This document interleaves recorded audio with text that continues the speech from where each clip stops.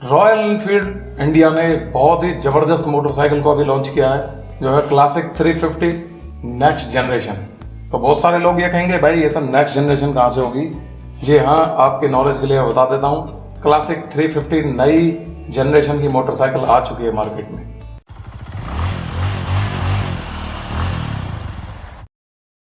नमस्कार दोस्तों, स्वागत है आपका अपने YouTube चैनल मोटो गुरु के अंदर। मैं अमित लांबा आज फिर से आपके सामने हाजिर हूँ एक नई टेक्निकल वीडियो के साथ। आज की जो वीडियो होगी इसमें हम बात करेंगे रॉयल एनफील्ड की क्लासिक 350 नेक्स्ट जनरेशन।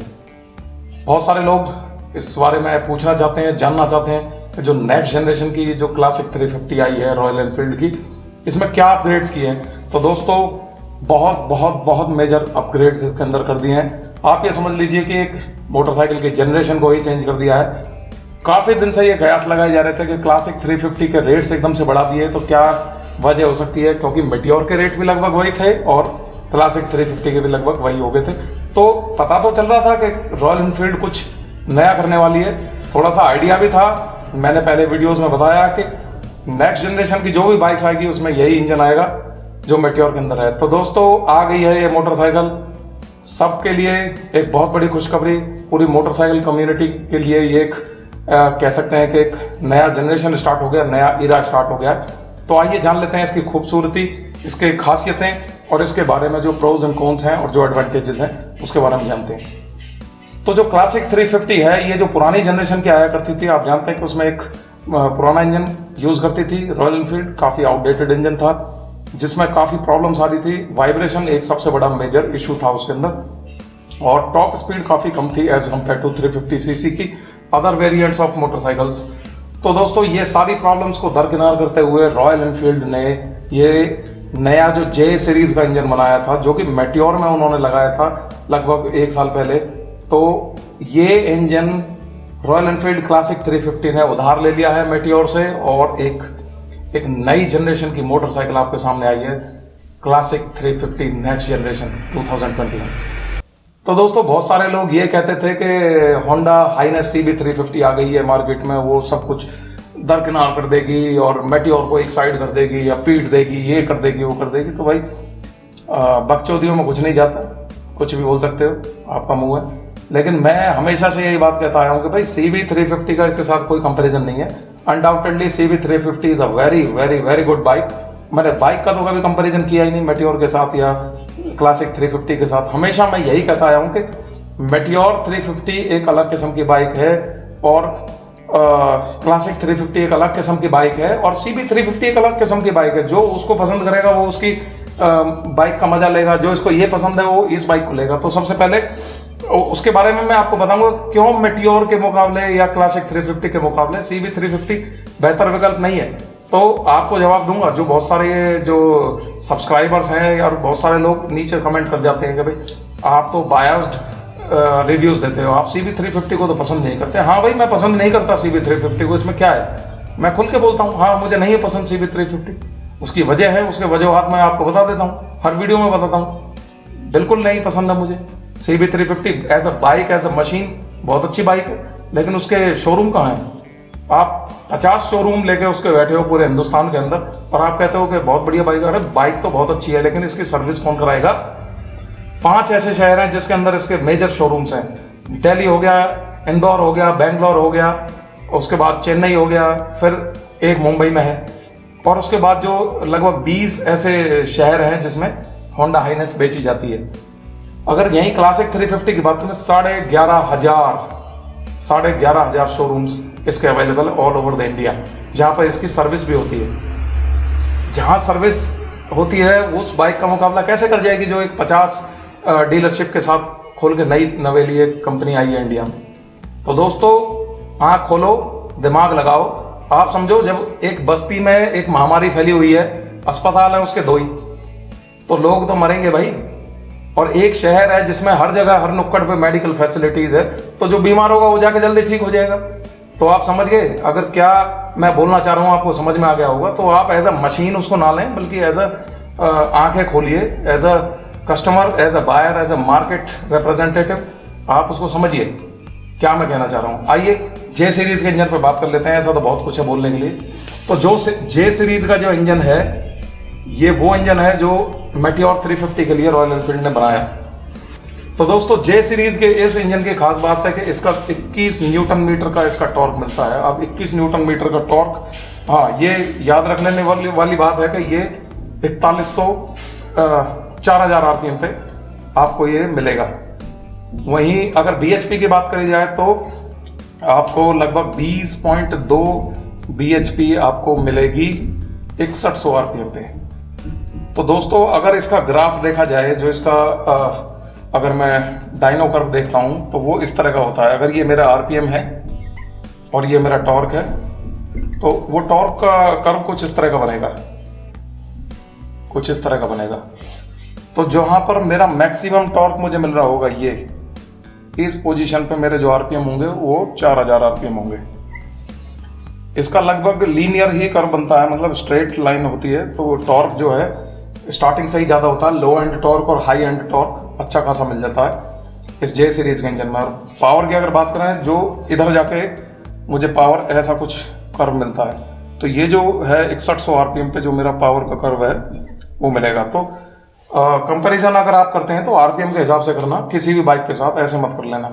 तो 6100 आरपीएम या 4000 आरपीएम ये आपके डिपेंड करते हैं गियरिंग के ऊपर, आप कौन से गियर में इसको ड्राइव कर रहे हैं, तो इंजन के रिवॉल्यूशंस कितने ज़्यादा चल रहे हैं।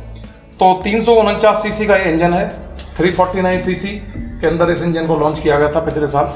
बहुत ज़्यादा रिफाइंड एक इंजन रॉयल एनफील्ड ने तैयार किया था। जब ये आया था मार्केट में, मैं तभी समझ गया था कि ये इंजन बहुत ही ज़बरदस्त होने वाला है। इसकी कुछ बेनिफिट्स मैं आपको गिनवा देता हूँ। सबसे पहला जो बेनिफिट मिला है वो है इसकी वाइब्रेशन एलिमिनेशन। तो दोस्तों वाइब्रेशन सबसे बड़ी प्रॉब्लम हुआ करती थी, वाइब्रेशन को बिल्कुल एलिमिनेट कर दिया गया है।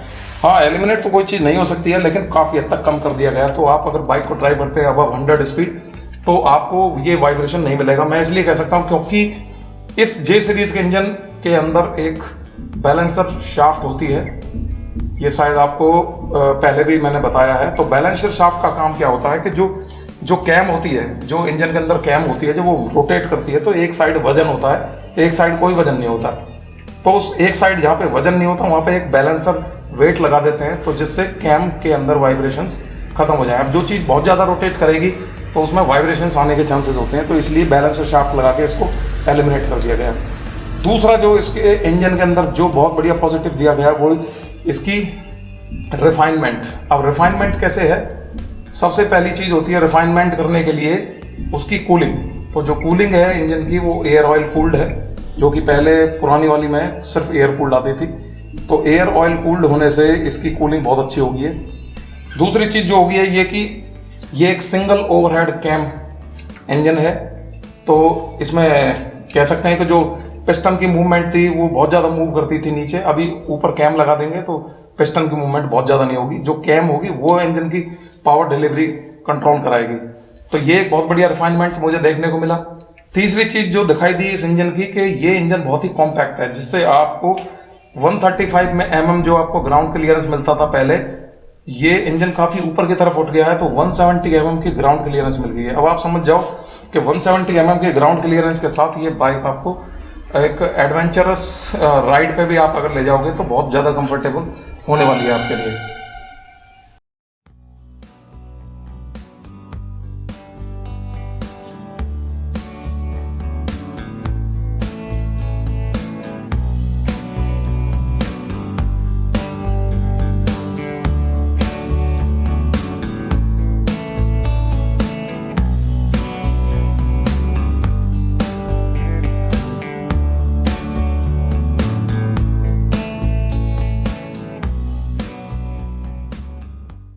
अभी मैं आपको एक और फैक्टर मैं आपको बताने जा रहा हूं जो इस बाइक के अंदर एडवांसमेंट हुई है as compared to the previous version. वो ये है कि इसके अंदर जो कंसोल दिया गया है उसके अंदर एक डिजिटल ऑडोमीटर दिया गया है। इस डिजिटल ऑडोमीटर को आप अपने ब्लूटूथ के साथ कनेक्ट कर सकते हो। साथ में आपको एक यूएसबी चार्जर भी मिला है, जो कि एक बहुत बड़ी परेशानी थी पुरानी बाइक्स के अंदर, क्योंकि लोग ज़्यादातर इसको टूरिंग पे लेके जाते हैं, तो यूएसबी चार्जिंग एक होना चाहिए था। मैं काफ़ी दिन से कह भी रहा था। सीट काफ़ी कंफर्टेबल दी गई है। एक और जो बेनिफिट दिया गया है वो ये है कि जो इसका फॉर्क है जो उसको थोड़ा सा उसकी लेंथ बढ़ा दी है जिससे थोड़ी और कंफर्टेबल हो गई है। फाइनली जो मुझे इस बाइक के अंदर सबसे अच्छी चीज़ जो दिखाई दी है वो ये दी है कि इसके अंदर हैलोजन का इस्तेमाल किया गया है जिससे इसको मिलती है क्लासिक लुक। इसको रेट्रो डिज़ाइन जो है वही इस पर सूट करता है। भाई नए जो डिज़ाइन आ रहे हैं वो आपके नई जो मोटरसाइकिल्स आ रही हैं, इंटरसेप्टर आ रही है, उसमें काफ़ी अच्छा डिज़ाइन दिया, लेकिन आप जानते हैं कि ये 1902 से मोटरसाइकिल मैन्युफैक्चरिंग में है, तो एक रेट्रो लुक जो है वो इसकी पहचान है। उस पहचान को कामयाबी मिली और उसको कंटिन्यू किया रॉयल एनफील्ड ने, तो इसीलिए उसकी रेट्रो लुक को उन्होंने ज़ाया नहीं होने दिया। उसमें हैलोजन का इस्तेमाल किया है, जो कि LED का इस्तेमाल भी कर सकते थे लेकिन नहीं किया। मैं उसके लिए बधाई देना चाहता हूँ, क्योंकि आप एक रेट्रो लुक के साथ स्टिक्ड हैं, ये आपकी पहचान है। उसके अलावा जो बेनिफिट मुझे और दिखाई दिया इसके अंदर के जो कंसोल है, जो कंट्रोल कंसोल है, उसको इन्होंने मेटियोर से कॉपी कर लिया, जो कि एक बढ़िया चीज़ है। वो भी रेट्रो है, राउंड शेप में आपको मिलेगा। इसके अलावा एक जो कमी मुझे दिखाई दी है वो अभी भी रह गई है, वो ये है कि जो इसके रियर व्यू मिरर हैं उनको अभी भी प्लास्टिक से बनाया गया है। उसको पेंट भले ही क्रोम से कर दिया है, लेकिन मैं उम्मीद यही करता था कि इसको भी मेटेलिक बना दिया जाता तो और बेहतर हो सकता था। तो दोस्तों बाइक बहुत अच्छी है, थोड़ा डिलीवरी में समय लगेगा, तो अपने डीलरशिप्स पे आप जाके इसको बुक करा सकते हो, और थोड़ा पेशेंस तो रखना पड़ेगा। आप अगर ये अच्छी बाइक आप चलाना चाहते हो थोड़ा पेशेंस रखना पड़ेगा, क्योंकि डिमांड बहुत ज़्यादा है और सप्लाई बहुत कम है। आप जानते हैं कोविड से भी काफ़ी इफेक्ट पड़ गया, लेकिन ये मैं आपके साथ वादा कर सकता हूँ और ये दावे के साथ कह सकता हूँ कि अगर आप इस बाइक को परचेज करोगे तो आप कभी घाटे में नहीं जाओगे, आप कभी लॉस में नहीं जाओगे। एक बेहतर क्वालिटी की मशीन फिर से आई है मार्केट में, जो कि पुरानी मशीन्स में आप जानते हैं कि क्वालिटी इश्यूज हुआ करते थे रॉयल एनफील्ड में, उनको एक साइड कर दिया है, अच्छी क्वालिटी बनाई है। 2 लाख के लगभग ये बाइक स्टार्ट हो जाती है और 2,50,000 60,000 तक इसका वो जो रेड क्रोम वाला वेरिएंट है ना वो 2,60 तक पहुंच जाता है। तो आप बिल्कुल भी घाटे में नहीं जाएंगे। इस बाइक के लिए आप वेट करें थोड़ा सा और कॉम्प्रोमाइज़ करें, क्योंकि थोड़ा डिले चल रहा है। और अगर इससे जुड़े कोई भी सवाल है, कोई भी टेक्निकल क्वेरी है, आप मुझसे कमेंट सेक्शन में पूछ सकते हैं। इससे पहले मैंने जितनी भी वीडियो बनाई है उसमें मैंने ये सारी चीज़ें एक्सप्लेन करने की कोशिश की थी, तो कुछ लोग थे जो CB350 को लेके मेरी बातें समझ नहीं पाए थे, मैंने उनके लिए ये सब कहा। वो जो लोग ये कहते हैं कि भाई CB350 भाई मैं एक मशीन का एनालिस्ट हूँ, जो कि मैं कंपैरिजन करता हूँ on behalf of all the factors, not just only by looking at the machine. तो आप समझने की कोशिश करिए मैं क्या कहना चाह रहा था। तो दोस्तों अपना ख्याल रखिए, उम्मीद करूँगा ये वीडियो आपको पसंद आई होगी। तो अभी सब्सक्राइब बटन प्लीज़ क्लिक कर दीजिए और मुझे ऐसे ही सपोर्ट करते रहिए। सेफ ड्राइव, नमस्कार, जय हिंद।